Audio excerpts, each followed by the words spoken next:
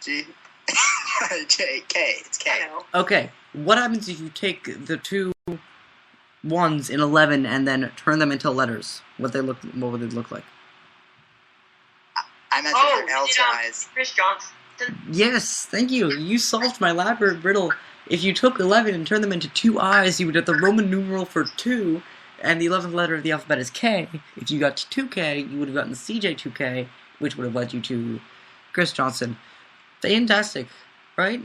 This is why you listen to the show, because you had these meaningless trivia, but it's entertaining because we present it in impossible fashion. All right, this is going to help you with life. You're going to go into school, for all those people who are still in school right now, or into work, whatever, and you're just going to tell your boss this fact, or your teacher, and immediately you get A's or you get a promotion, just because of that. You're welcome. Even Tyler Tettleton was tantalizingly treacherous topic to talk to Tyler Tettleton. Today. Yeah. Jake, I know this may be a little bit off the subject, but there's just some comments recently released by Jason, some things that Jason Kidd had said, coach of the Brooklyn Nets. And he says, basically, I think it's getting very close to just accepting losing. Well, hush, we will talk about that later. NBA is later. No spoiler alerts. Tyler Tettleton totally is terrified. By the way, I realized we forgot some important stuff at the beginning of the show. I was so upset about Mike D'Antoni that I forgot to say important stuff. Check out National Sports page on Facebook. We're National Sports, so like that. On Twitter, we're at all caps National Sports 1, and on Instagram, National_Sports. No, Jake, I got you didn't say all three of them.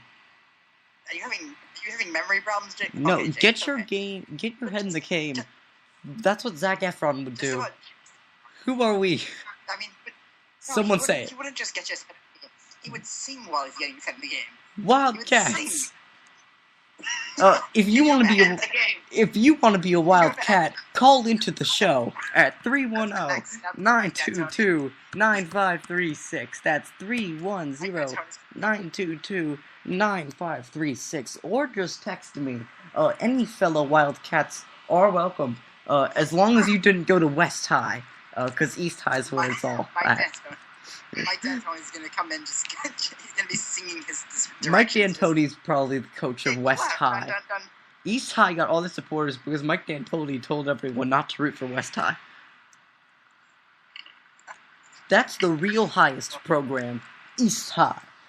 This is one of the most embarrassing years for NBA coaches, ever. This is just a terrible year of NBA coaches. It really is. They've kind of dropped the ball, or they've dropped sodas. They've really dropped everything, to be quite honest. They've dropped dropped cups of water onto the court. I probably shouldn't have done. That probably wasn't the greatest idea. No kidding. That's 2. If anyone's counting, that is 2 on the punt counter. No, it's 3. We also had the wheels on the bus. Oh, thank you. Yeah. I missed those. Did you see Darren Williams' response? What? Darren says, I'm not comfortable with losing. It's not fun. Darren Williams, I just feel bad for him. I feel bad for him. Remember when he was on Utah, and he had Derek Fisher at his side, and Andrei Kirilenko actually had talent, and Carlos Boozer wasn't a flopper? You know, Carlos Boozer's the guy who drives into the lane on a fast break and screams "and one" as he lays it in. A friend of mine told me a joke. I probably already said this before. On 2K14, it's so realistic that if you drive in with Carlos Boozer, he'll scream "and one" when there's no one around.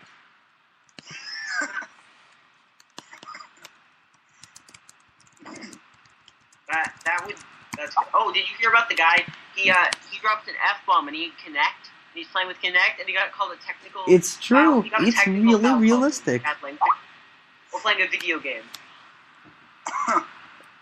Well, with realistic video games, we move on to the NFL. Because it's been a video game-like season. This is ridiculous.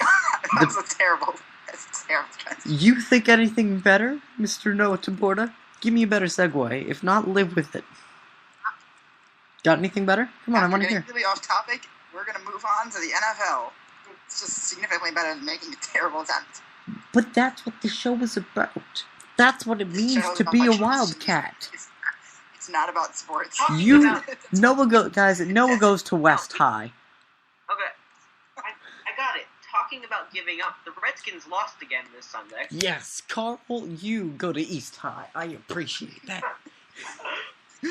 Oh, God. I just gotta say, Jake, I have my head in the game, so. That you really do. Noah, step up. My head has been in the game forever. No, your head's been in other places, and it's not the game. I mean, are these good places, bad places? What are we talking about here? It depends who you ask. And with Thursday Night Football... I'm asking you. Well, I played the fifth. On Thursday Night Football, we saw... Did we see Thursday Night Football? Or was there actually... There was no Thursday Night Football. Jake, why would you talk about Thursday Night Football when it's not Thursday Night Football? That's how you know.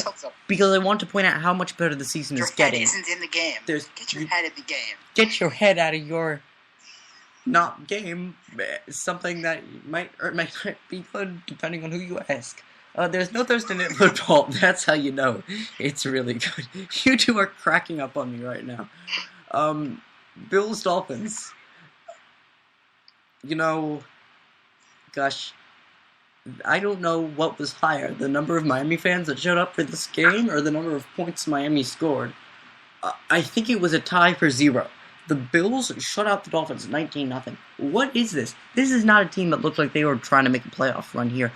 And by the way, I'm not a big supporter of Dan Carpenter, but he came through against his former team, making not 1, not 2, not 3, but 4 field goals. He made half a LeBron. And you know what? He didn't even guarantee them. He didn't even guarantee them. He just went out and did them. He didn't have to go to a big fancy party and say, not 1, not 2, no, he just did it. Not 4. That's what Tyler Tettleton would do. I'm not promising that. You know Justin. I'm not a Justin Tucker, but you know what? I'll be pretty good. I don't sing opera while doing it. But LeBron wasn't guaranteeing rings. He wasn't guaranteeing rings. He just said that's how many injuries Dwayne Wade will suffer before the end of my reign with the Heat. This is how the Associated Press started their article about the recap of this game. Orchard Park, New York. Left tackle Bryant McKinnie and the Miami Dolphins had trouble handling the Buffalo Bills blitz during the game, and McKinney and company had difficulty coming up with answers afterward, too, following a 19-0 loss on Sunday that put a dent in the Dolphins' playoff chances. Quote, McKinney said, beginning to laugh uncomfortably when asked what went wrong. I don't know, I couldn't tell you, end quote. And that, ladies and gentlemen, is the Miami Dolphins' offensive line. The only thing they're blocking right now is their chance to get to the playoffs. So, their path to the playoffs, darn it. That counts as half a punt, 3.5 punts.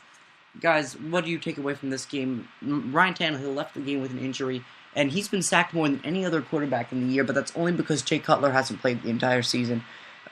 Just kidding. I just like to make fun of the Bears' offensive line. It's really easy. Carl.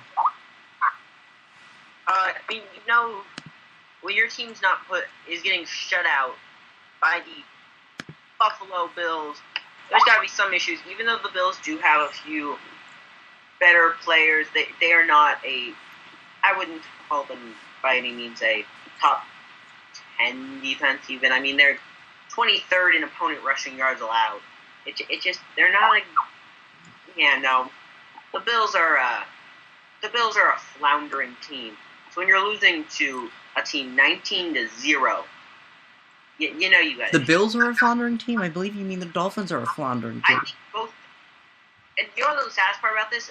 That you missed out on a fish pun? Chance of making the playoffs. The Dolphins have a great chance, and we'll talk about that after we're done with the Week 16 recap.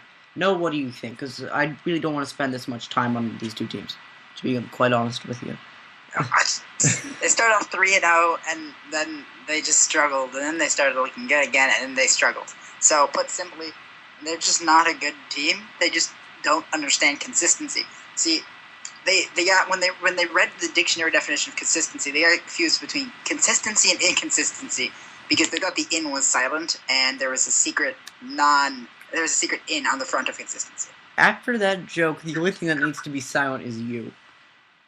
I kid, Noah. You're my BFF, remember? Even if you do go to West High. Vikings, Bengals. 42-14, the Bengals demolished the Vikings because the Vikings. And to be honest, the Cincinnati Bengals probably stopped trying after the third quarter, but luckily so did the Vikings. They scored 14 points in each of the first 3 quarters, and then no one scored a single point in the fourth quarter. This was really, really sad from the Vikings. But, Cordero Patterson, at least he's some sort of silver lining. But it compares nothing to a Red Rocket that is Andy Dalton. And speaking of Red Rockets, wait, neither of you are gingers, so I can't make that segue. Speaking of people, Noah. What? You're a person. What did you think of this game? Oh, which game? Sorry, I was reading the true NFL headlines on Sports Pickle, which says Peyton throws 51st touchdown, 0 touchdowns in playoffs this year. I found that amusing. I will let you be off topic for once. Carl, you get to go first. The biggest thing, I am a Vikings fan, so I can laugh at this supremely hard. One, we keep losing games in the final seconds, and this was not one of them. Two, we are 0-7-1 away from home. We are 4-3 at home. So we have a winning record at home, and we are winless. That is how bad this team is on the road. I had Andy Dalton on the bench. Their leading rusher was still Cordero Patterson with only 54 yards. I got to thank the Vikings because they exposed that we needed Matt Flynn. So, really, we owe a lot for them. Noah, what do you think of this game? If it's something from Sports Pickle, I'm skipping you. I changed it right before game. You picked the Vikings? I feel like I'm disappointed East High once again. You once don't. Again, You. Out of the game. I missed the game-winning shot. This is just terrible. I missed the game-winning shot while failing to sing at the same time. Yeah. Gee, I mean, you weren't even on key. I'm sorry, guys. You were in the key, but you weren't even on the key. That falsetto was so off. It also said on the false NFL headlines, Bengals win big again. Should we still ignore them? Yeah. No, we seriously should, though. That's actually a good point. Here's why you should ignore the Cincinnati Bengals. Their starting lineup is so injured, they cannot win games on the road. I'm sorry. This team does not look like a team that's capable of winning games on the road. I'm not going to forgive you if you lose to Brian Hoyer on the road in between weeks in which you beat the Packers and the Patriots at home. That says a lot about a team. Let me read off some of these headlines. Washington's so bad they can't even beat Dallas in December. Seattle crowd sets world record for stunned silence. Oh, that's good. That's good. And then the Ravens Patriots, 2 teams that everyone hates played. AFC wildcard picture. Just a heads up, instead of an article about teams still alive for the final spot in the AFC, what follows is just a YouTube video of 2 up, and I can't even say that one. That one that escalated very quickly. Wow. Well, and then you got one of my personal favorite ones is the Cardinals riding high. Carson Palmer's still their QB. Relax. Yeah, exactly. Oh my God, Romo Dallas come back late to set up epic week 17 meltdown.